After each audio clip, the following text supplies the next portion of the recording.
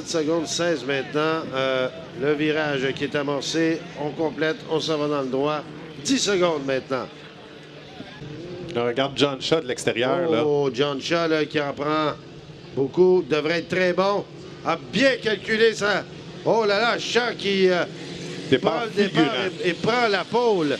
Voyons voir comment va réagir Lana Richard, le 777, qui elle est à l'intérieur dans le corridor. Évidemment, pour John Shaw, il est très loin à l'extérieur.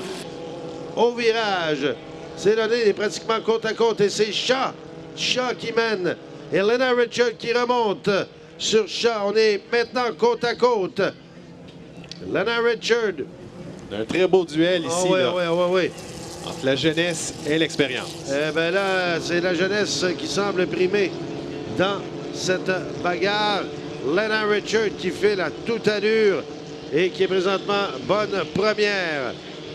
Poussée d'accélération fulgurante sur le droit du retour. Là. Et crochet! Oh, Lana Richard! Eh bien là, contre toute attente, et John Shaw qui en profite. Eh bien... Ça ouvre la porte à la mouche. Et on voit également le Couturier qui a virevolté quelque peu dans les airs et qui vient cueillir une deuxième place.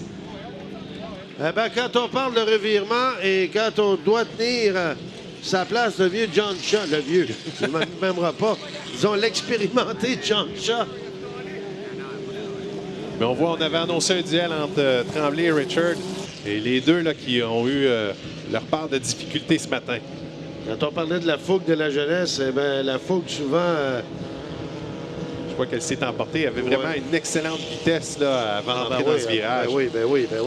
Et le plus rapide à 84,27 km/h, c'est le Trophy Hunter de John Shaw, qui maintenant est loin. Là, une priorité de 10 km/h sur la mouche.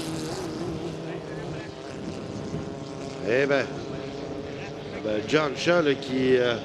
va accumuler des points. Il y a peut-être une bagarre à prévoir. Mais encore là, la mouche qui est bon deuxième. On surveille Richard qui, là, va rattraper le bad boy de Jim Benson. Est-ce qu'on pourrait citer une remontée de Lana Richard? Ben là, en termes de revirement, ça serait assez intéressant. La vitesse est là, à tout le moins. Mais gageons qu'elle va jouer de prudence dans le virage à l'ouest. Ben voilà. Elle en a pris plus large.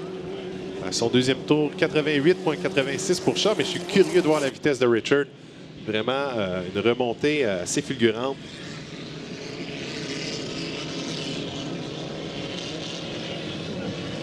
Et Jim Benson, lui, s'est immobilisé dans le virage côté ouest, mais près de la bouée, là. Benson immobilisé. John Shaw toujours bon premier. Et Richard qui est allé chercher 87,84 km/h, 1 km/h inférieur à John Shaw. Ah ben là, c'est... Et on s'apprête à rattraper l'hydroïde. Voilà, Lana Richard. Ben, ce qu'elle a à faire, c'est d'aller gagner le plus de places possible. Et c'est fait. C'est fait, oui. Lana Richard qui vient de dépasser l'hydroïde.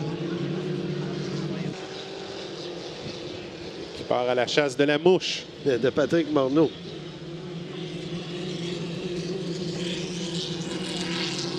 Benson qui a réussi à se sortir de là et reparti son engin.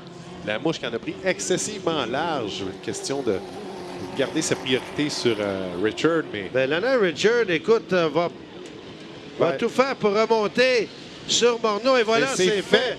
Oh, eh ben, comme force de caractère, on fait pas mieux. On fait pas mieux.